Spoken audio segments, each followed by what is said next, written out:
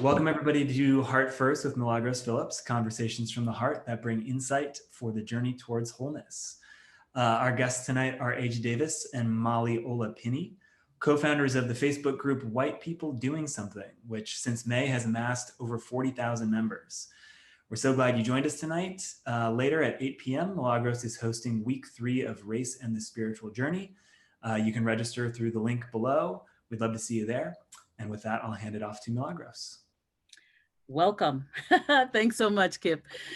I'm so excited to have you, Aja and Molly, with us tonight. And just really just having a conversation about, you just kind of got thrust out there, right? So tell us about the history of your group, White People Doing Something. Yeah.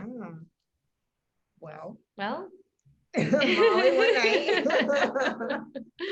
It was right after. Do you want to tell it? I'll tell this part. Okay. And then you tell the next part. So on May 27th, after the murder of Mr. George Floyd, it was Wednesday evening, and I had noticed that a few days had gone by. This happened on a Sunday, and I had noticed that a lot of people in my kind of world were silent about what had happened. And I realized that, even though I'm having these conversations with Aja and actually her family right now, because we were with them visiting, if you look at my Facebook, it also looks like I'm just kind of sitting here silent. So I, changed my profile picture and I posted this thing, and it was like, listen, I don't know what to say, but I'm not going to be silent anymore.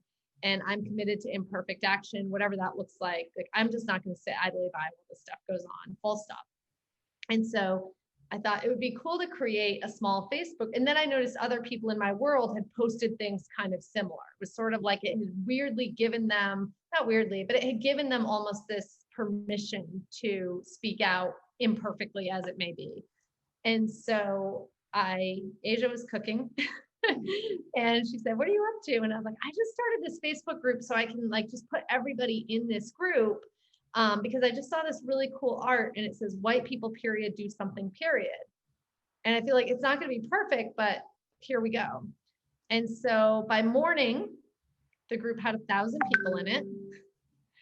And that was it. We're like, oh, okay. And then it really just a jet kept going. It was like a rocket ship. Had 10,000 in a week or two or something crazy. And so we just started showing up every single day with an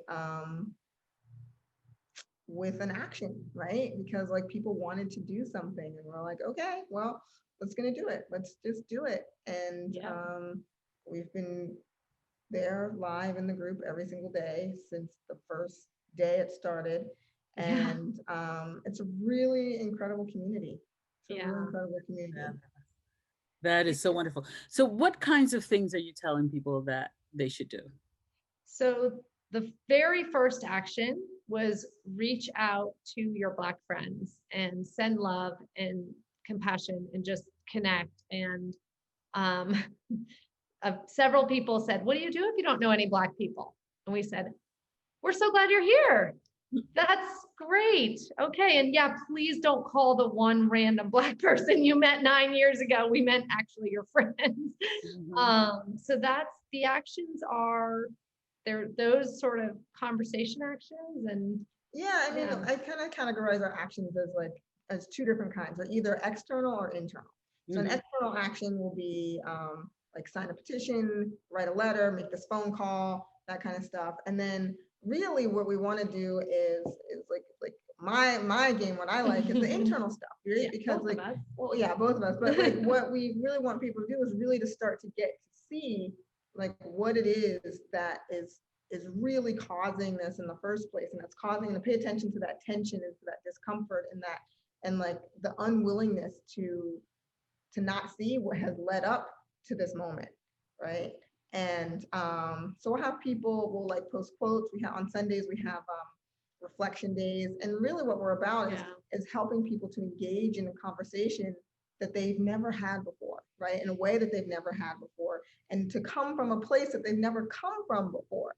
And in order to bring awareness to because if you can bring awareness to racism, which I think is necessary, but also to the awareness of what's happening inside of ourselves, both Black people and white people, and like to come together on that, then I think that's where real transformation can take place.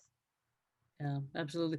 Because it is an internal thing. I mean, we've internalized this stuff over hundreds of years, and it's gotten passed down from generation to generation. And I think that so often people want to do the cognitive thing, like give me the numbers, give me the, like without ever paying attention to what's going on inside their bodies, what's going on in their hearts, what's happening, attending to the grief that happens. Because I always tell people, human beings are wired for connection, right? Yeah. If you live in segregation, you're living counter your human nature. And as a result of that, there's grief that we've never dealt with as human beings on the planet, who have been forced into living in this segregated world. And so it's important that people understand that this is something that they really need to look at within themselves, and just take responsibility for what's going on in here. Right. One of the things that we often say is you can't legislate or social program your way out of this. If we were going to, we would be out of it. It's really, and there's also, I think the biggest thing that we realized, especially in that, call your Black friends, and people say we don't have any, is it's like there's a lack of proximity. And that lack of proximity allows you to other those people and to say like, I don't know people like that. They're different. And so we realized that really just in our relationship and who we are, we have a unique experience and the conversations that we get to have with each other.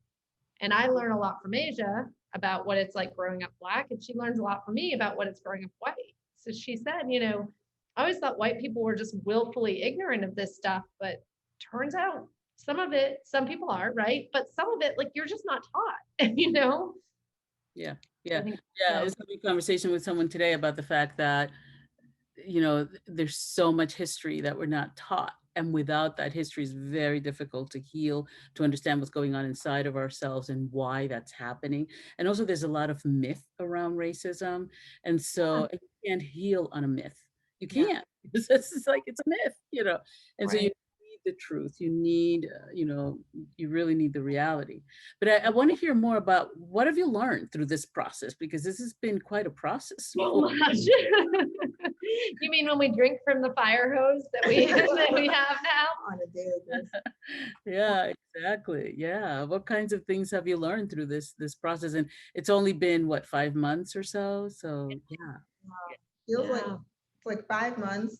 It was also like several 5 lifetimes. minutes, several lifetimes at the same time, all at once. Yeah. Time's been a little interesting this year anyway. Yeah. I think like for me, what I've learned, I've learned like a lot about what I didn't know, right? Like as a Black person growing up, like at least in my family, like my dad's like a history guy, and like we learn history kind of stuff, that idea, but then there's so much more that I did not know.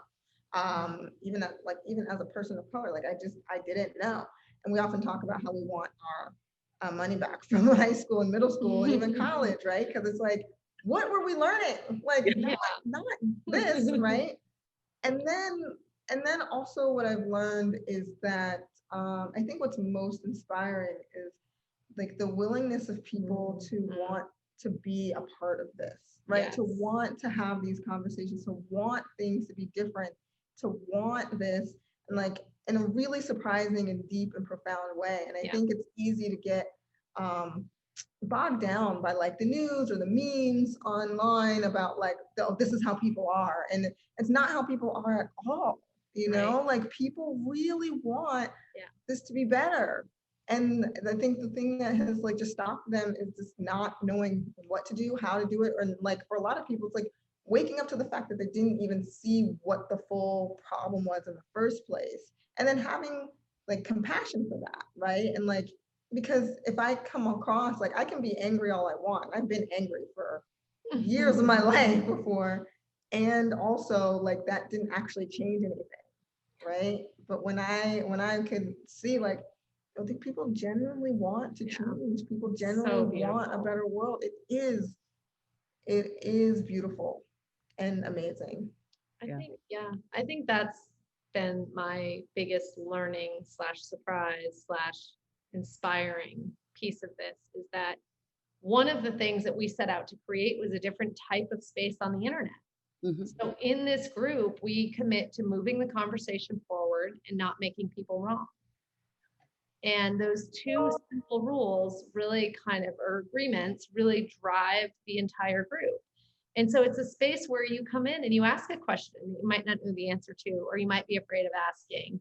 And instead of everyone telling you that you're willfully ignorant and something's wrong with you and you're trying to center your whiteness by asking this question and all this stuff, it's like, okay, got it. You didn't get what that stood for. Here's what it stands for. Okay, got it. You didn't understand that just because you're not in the KKK, you still participate in racism. Okay, got it. You didn't, it's like people need to kind of be met where they are. And I think that there's the other thing I think that we've learned that's been really interesting is that our greatest challenge in the group are people who tell other people how this work has to be done.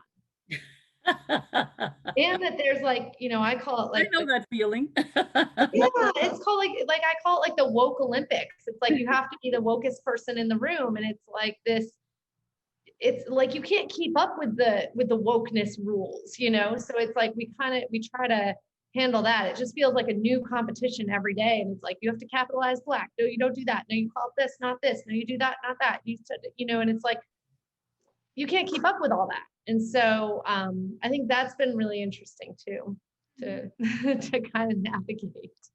Oh yeah, I understand about that. I mean, Yeah. 35 years later, people are still telling me, oh, you should do it this way. Oh, you should do it that way. But it's usually people who won't get up and do it themselves anyway. So I don't worry about it anymore. It's like, Oh, yeah. Okay, and you learned this when and how? And it's like, Last week. But yeah, it's what you're doing is powerful, because a lot of what happens is we don't have places to go to have these conversations, and those conversations are important, and learning to listen and to really hear what people are saying, right? Because it's more than just their words. It's the energy coming off of them. It's the excitement or the pain or the grief or whatever it is that they come with, and just being there with them. Because healing takes time, and it takes energy, and it takes willingness, right? And yeah, one of the things that kept me going all those years, even though people were like, oh, what is that? Was, every time I was just like, okay, that's it. I'm not doing this anymore, right? I would get an email from someone for like 10 years ago who did my 2-day seminar 10 years ago. And they're like, oh my God, I had this and I thought about blah, blah, blah. And I was like, wow, they still remember that. When people start that healing process, like it just builds up and it's unstoppable. And so then people have more questions and they want to learn more and they want to know more. And the other thing that's always kept me going is getting notes about what has changed in their lives as a result of doing this work. Yeah. That it isn't just, they think it's like, oh, it's just racism. It's like, no. The racism is linked to other stuff in your life, because it's relationship work ultimately, right? And so they find that it's like, wow, I healed my relationship with my father. Oh, I finally understand my husband. Like people, it's so funny. And you realize that that when people start that journey, it is such a beautiful and powerful journey. And the reality that people really do want to do the right thing. Yes, it's so beautiful. They really do. Yeah. They really do. And the thing is, it's like even the people who are quote unquote on the wrong side, like they think they're doing the right thing. Yeah. Right? They just think they're doing the right thing. It's like in their world, according to how they grew up and the context in which they live, it's the right thing. And so it's just like they're trapped in this system that says like, oh, this is what the right thing is, and they can't see the harm that's actually caused, or refusing to see the harm that's actually caused by what their right thing is doing.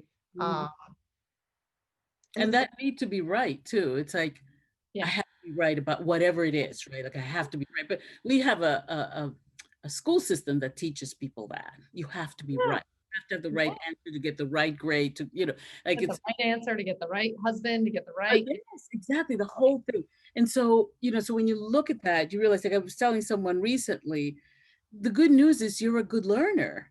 Yeah. The bad news is that you were badly taught.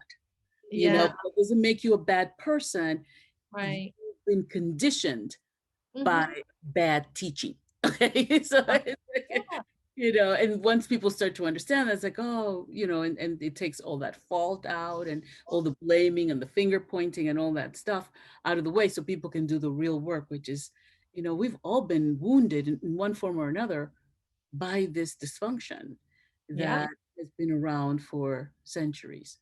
Yeah. So, yeah. So what's next for you guys? Haha. 2021, I think. Is that what we're all now? Almost here.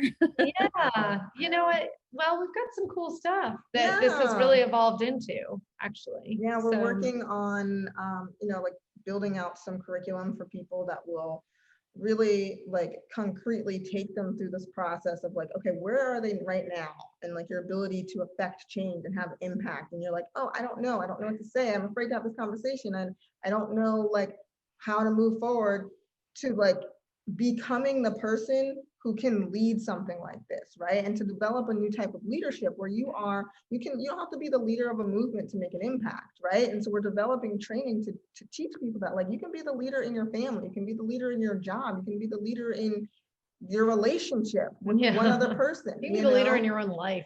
Yeah. And so if we can we're building a training on that, because if we can do that, we can get everybody to wake up to the fact that they are more powerful than they actually think or have ever been told, then we won't have to deal with this problem anymore, right? It's because people just play small. And they don't even realize it. Yeah, act from fear. It's like when you really look at it and you break it down, it's like, okay, people play small, they act from fear, they say, who am I to make a difference? That, so it's like, who are you not to? Who are you? How do you kind of just shift all of that for people? And I think, our group has just it's been such incredible people and people stepping up and wanting to be a part of it. And it's run by volunteer moderators, really. I mean, we come in twice a day, we approve posts, we handle things here and there, but it is run by an incredible team of people who work in this group every single day to keep it what the vision of it is. So it's really cool. Yeah, that's great. Yeah. I mean, ultimately, this is all about people becoming sovereign over their own lives and not being, a child in the nanny state, right? Yeah. Yeah. It's being infantilized by the whole patriarchal thing, men, women, and children, and just coming to terms with we are created sovereign beings. Yeah.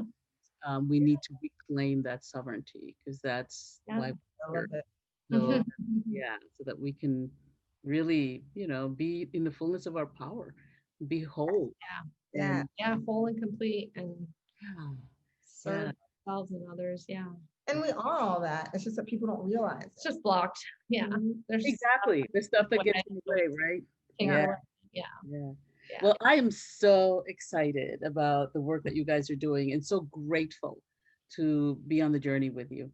This is really wonderful, and I'm so grateful for both of you. Thank you. We're grateful for you. Yeah, we've learned so much. When you say like, what have we learned? I think, when we had the conversation with you, it was, I think the work that you're doing really resonates with what it is that we're doing, because it is really about kind of whole and completeness and healing and not making people wrong and not, so it just really resonates. So. Yeah, letting people just emote and be where they are with their emotions is all part of the healing process. So I'm excited. I'm so grateful for you guys. I'm excited. Yeah. Thank you for always being here and being present. And, I really couldn't do this without Kip. I think everybody knows this. I say this all the time. Say it enough, but I'm so grateful. And I'm grateful for both of you, Aja and Molly, and for the amazing work that you're doing on a daily basis to keep people awake and aware and to keep things going. So thank you so much for being with us today. Thank you. Thanks for having us. It was so great to see you again. Take care. You too.